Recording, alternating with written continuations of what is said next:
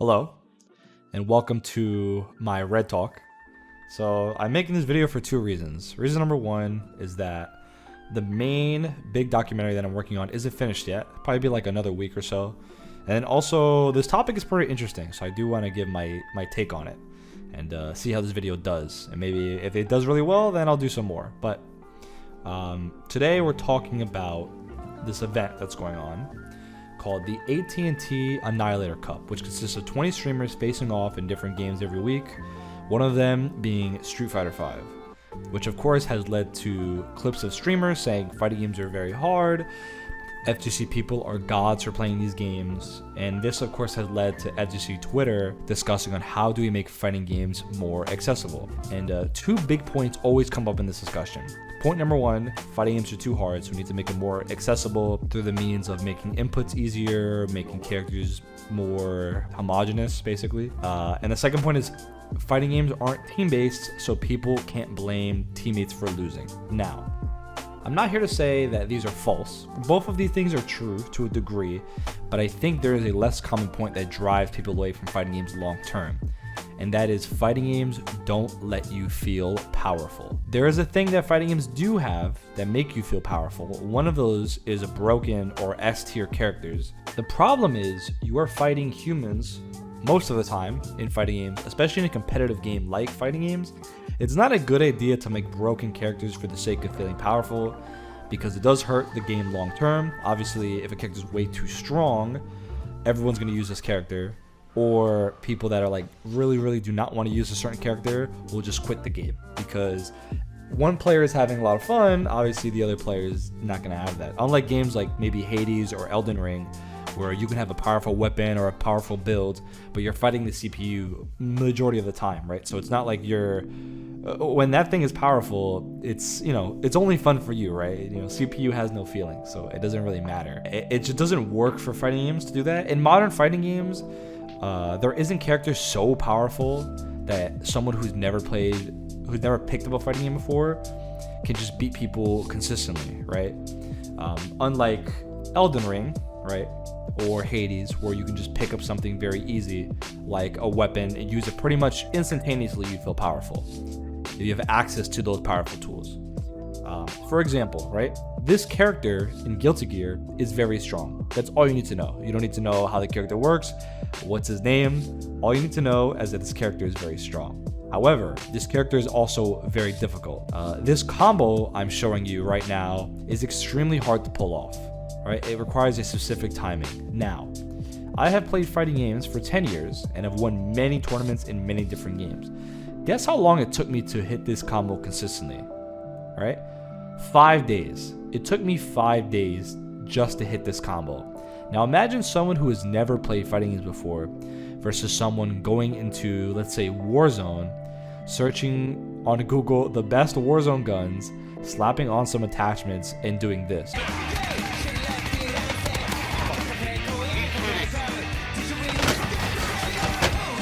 Oh, fuck you! Of course, there is some skill involved, but it would never take you 5 days of practice to kill somebody in Warzone with a gun or even win a game using a powerful weapon. And here lies the other aspect of feeling powerful, is the feeling of victory, right? When you are starting a new competitive game, you will lose a lot. However, in games like League of Legends or Warzone or Fortnite, you have these minor victories of besting your opponent, which is the joy of killing someone, right? In a shooter. For the first time, right? Even if you don't win the match, you don't get, the victory royale. It is still very satisfying to people to get that first kill or to get a bunch of kills in a match. It's not like people, you don't win the battle royales all the time, right? Winning battle royales is very difficult, but it's still very popular. I think not mainly, but it is an aspect that you do feel really powerful playing those games because you have these powerful weapons and you're running around killing people, and it's these minor victories, right?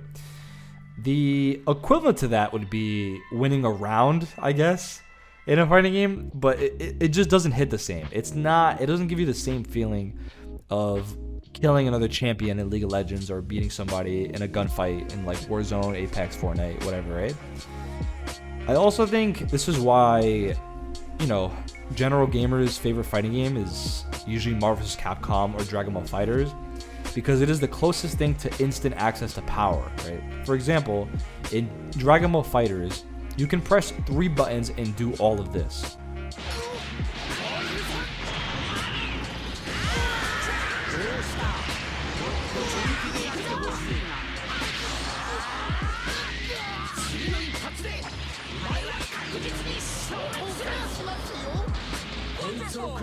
Doesn't this feel and look very powerful and easy? Fighting games are very good at presenting cool actions, but getting access to do those powerful actions is very difficult, and sometimes not at all. Some games just don't hit the neurons like a Marvel vs. Capcom or a Dragon Ball FighterZ. In my opinion, Street Fighter has this issue outside of supers and ultras and whatever kind of action is in the game. The actions you perform in the game usually are pretty underwhelming, right? Like special moves and normals. Street Fighter is a very popular franchise. Any gamer you ask has heard or at least tried a Street Fighter game, but after a few hours, they do get bored and feel defeated and don't play the game again, right? Because of the difficulty, and just the feeling of like that instant access to power just isn't there, and it's sometimes for a lot of people you don't feel it at all, right? Now I'm not gonna sit here and say that I have a solution to this issue, right? That I'm creating, that I am stating it. I don't, okay? I also won't sit here and say my theory is flawless, because this motherfucker exists, right?